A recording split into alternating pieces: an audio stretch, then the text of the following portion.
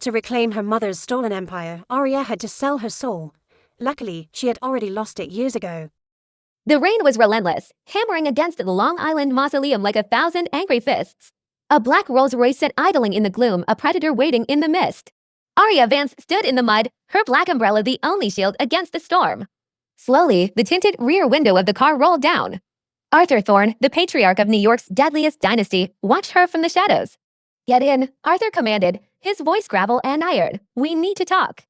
Arya collapsed her umbrella and slid into the back seat. The interior smelled of expensive leather and stale cigar smoke. The sudden blast of dry heat should have been comforting, but it only sent a chill down her spine. The confined space didn't feel like luxury, it felt like a cage. For a split second, she wasn't in a Rolls-Royce. She was back into the Obsidian, that hellhole of reform school in Eastern Europe. The concrete walls were freezing. The payment from her stepmother, Victoria, had stopped coming, which meant Arya was no longer a guest. She was garbage disposal. She could still see the guard walking in with the stun baton. She was 14. That night, she learned a simple truth: become the monster, or be eaten by one. She remembered the weight of the sharpened icicle in her hand, the warmth of the guard's blood on her face. That was the night Arya died, and Nyx was born. Arya, Arthur's sharp tone snapped her back to the present. "My grandson, Xavier, is out of control. If you can tame him, keep him in line during this damned engagement, I will hand you the Vance Corporation on a silver platter. I'll give you back the empire your stepmother stole." Arya took the dossier he offered. Her manicured fingers traced the cold edge of the paper. She hadn't crawled back from hell for money. She came back to burn Victoria and Tiffany to the ground. She looked up, the facade of the fragile socialite vanishing. Her eyes were voids. "Xavier Thorne is the most volatile man in Manhattan," Arya said, her voice devoid of fear. "Are you sure you want to invite the Wolf into your house?" "I need a handler for my heir." "You need power for your revenge," Arthur countered, watching her closely. "Do we have a deal?" Arya didn't hesitate. She signed the document with a flourish. "Deal," she said, tossing the pen back to him, "but I have one condition. If he crosses the line, I don't guarantee he'll remain in one piece." Arthur chuckled, the sound dry and humorless. "Just leave him breathing. That's all I ask." Xavier Thorne didn't look like a husband. He looked like a scandal Arya was about to make on purpose. Inside the sterile office of City Hall, he sat with his feet propped up on the mahogany desk, rocking a bespoke crimson velvet suit that screamed arrogance. He flicked a gold Zippo lighter open and closed, the metallic clink the only sound in the room. He didn't even look up when Arya approached. "So this is the bride the old man dug up," Xavier drawled, staring at the flame. "You're pretty, I'll give you that, but I'm allergic to gold diggers." Arya ignored the jab. She pulled out a chair and sat down, her posture perfect. Xavier moved instantly. He sprang from his chair, his tall frame casting a looming shadow over her. He slammed a piece of paper onto the desk, leaning in until his breath ghosted against her ear. "Listen to me, little girl," he whispered, the threat dripping from every syllable. "Sign this. Rule 1, stay out of my private life. Rule 2, in 1 year, you file for divorce and vanish. Rule 3, absolutely under no circumstances do you fall in love with me." Arya picked up the paper. She held his gaze, those arrogant, tortured blue eyes, and slowly, deliberately, tore the contract in half. "I have a rule of my own," she said softly. "Don't try to control me, and never, ever touch me." Xavier scoffed, reaching out to grab her chin. "And if I do?" The air in the room shifted. In a blur of motion, Arya caught his wrist. Her thumb pressed hard into a pressure point, locking his joint. With her free hand, she snatched a solid silver pen from the desk. Snap! The metal sheared into between her slender fingers. She dropped the broken pieces into the breast pocket of his expensive jacket. "I will break you, Xavier, just like that pin," she said, offering him a sweet, terrifying smile. "Now, sign the marriage license, darling." Xavier froze, for the first time in years. The numbness in his chest receded, replaced by a surge of adrenaline. She wasn't a lamb for the slaughter. She was a shark. Most men buy their wives flowers. Xavier bought Arya a heart attack in a Bugatti. The speedometer clocked 180. The Manhattan skyline was nothing but a smear of neon light outside the window. Xavier wrenched the steering wheel, weaving through traffic with suicidal precision. Scared yet, Arya, he roared over the engine, laughing like a maniac. Beg me, and I'll slow down." In the passenger seat, Arya didn't even reach for the handle. She was calmly inspecting her nail polish. "You missed the apex by 0.2 seconds, she stated, her voice cutting through the noise. "Your brake pads are overheating." "This isn't driving, Xavier. It's a temper tantrum." "You drive like a schoolboy." Xavier slammed on the brakes. The tires screamed against the asphalt, leaving black scars on the road as the car skidded to a halt. He turned to her, the manic grin vanishing. His eyes darkened. "Who the hell are you?" he demanded. Swiss boarding school girls don't know race lines. "I am your wife." Arya unbuckled her seatbelt and leaned in, invading his personal space until their noses almost touched. "And I am the only person who can keep you alive this year. That means no more childish tests." Xavier's gaze dropped to her lips. The tension in the car was thick, electric, and dangerous. For a moment, he felt something he hadn't felt since he was a child. Hope. Maybe she understood the silence he was screaming into. "Drive," Arya commanded, settling back into her seat. "We have an audience waiting." Her stepsister was broadcasting the humiliation live, unaware she was filming her own execution. The Thorn penthouse was suffocatingly bright, dripping with diamonds and champagne. Victoria Vance sat on a velvet sofa like a queen holding court. Beside her, Arya's stepsister, Tiffany, held her phone up, live streaming the arrival. "Hey guys, look who finally dragged herself out of the loony bin," Tiffany simpered to her camera, flashing a fake smile. "Oh my god, look at that dress. Is she wearing rags? So tragic." Guests nickered behind their crystal flutes. By the bar, Xavier nursed a whiskey, watching with detached amusement. Arya walked straight to Tiffany. "Turn it off." "Why?" Tiffany taunted, shoving the camera into Arya's face. "The world has a right to see how pathetic the new Mrs. Thorne is." Arya didn't speak. She simply smiled and gripped Tiffany's wrist. Her fingers found the ulnar nerve and squeezed. Tiffany shrieked, the phone slipping from her numb fingers.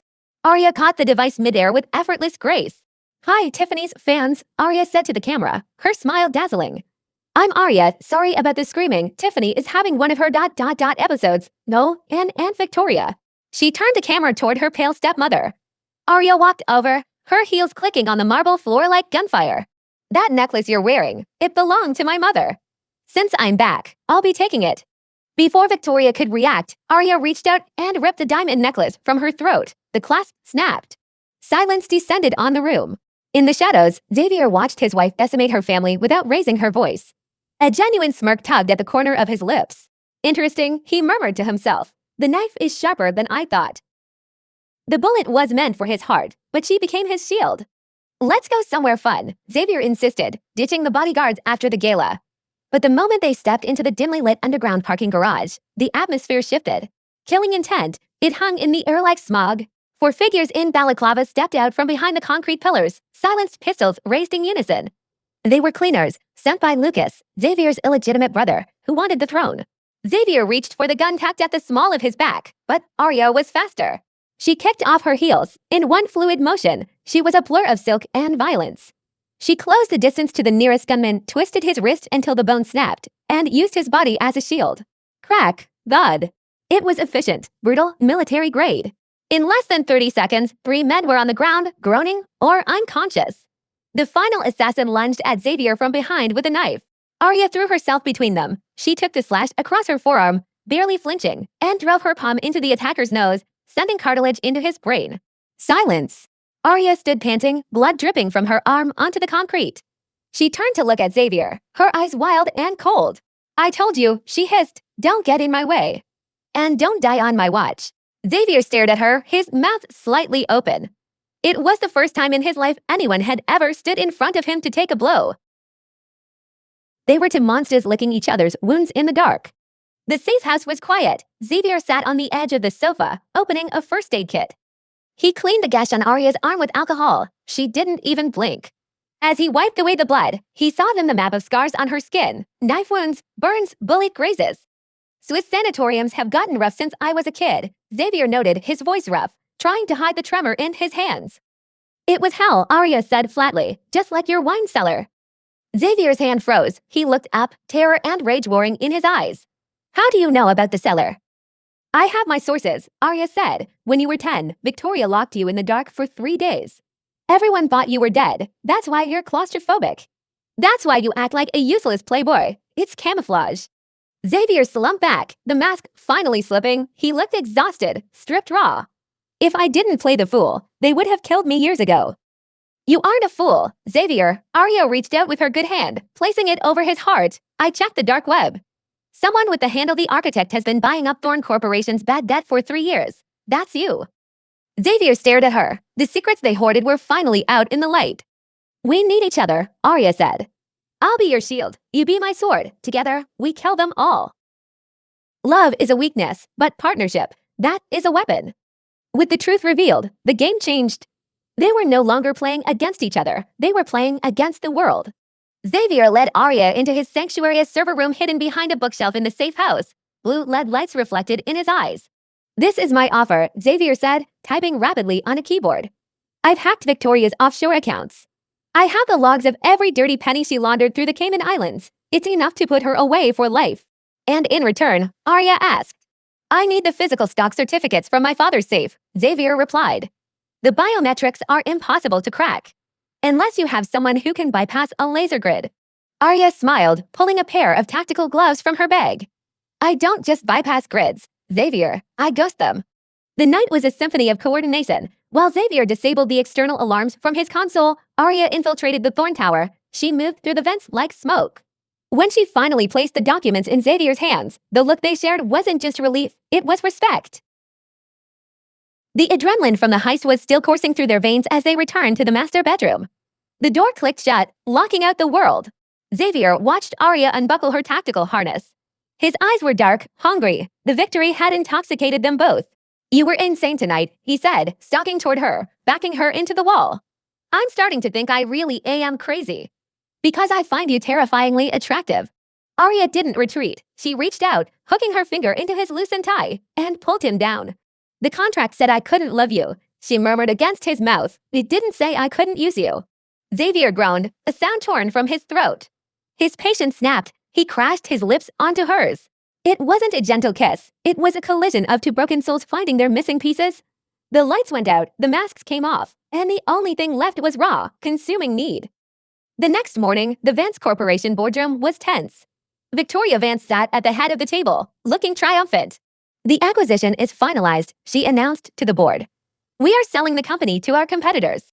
The double doors banged open. Arya walked in, wearing a sharp white suit, flanked by Xavier's team of lawyers. The sale is cancelled, Arya announced, her voice ringing clear. She tossed a stack of documents onto the table. Victoria Vance, this is proof of embezzlement and money laundering. The police are waiting in the lobby. Victoria stood up, her face twisting. You have no power here. I have the board's support. Actually, Arya interrupted, holding up a seal her mother's personal seal and the physical shares she had stolen the night before. Combined with the debt the architect holds, I now control 51% of the company. She walked to the head of the table. Get out of my chair, Arya commanded. As security dragged a screaming Victoria away, Arya watched without pity. The first head of the Hydra had been cut off.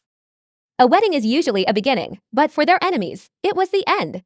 The grand ballroom was packed with the city's elite.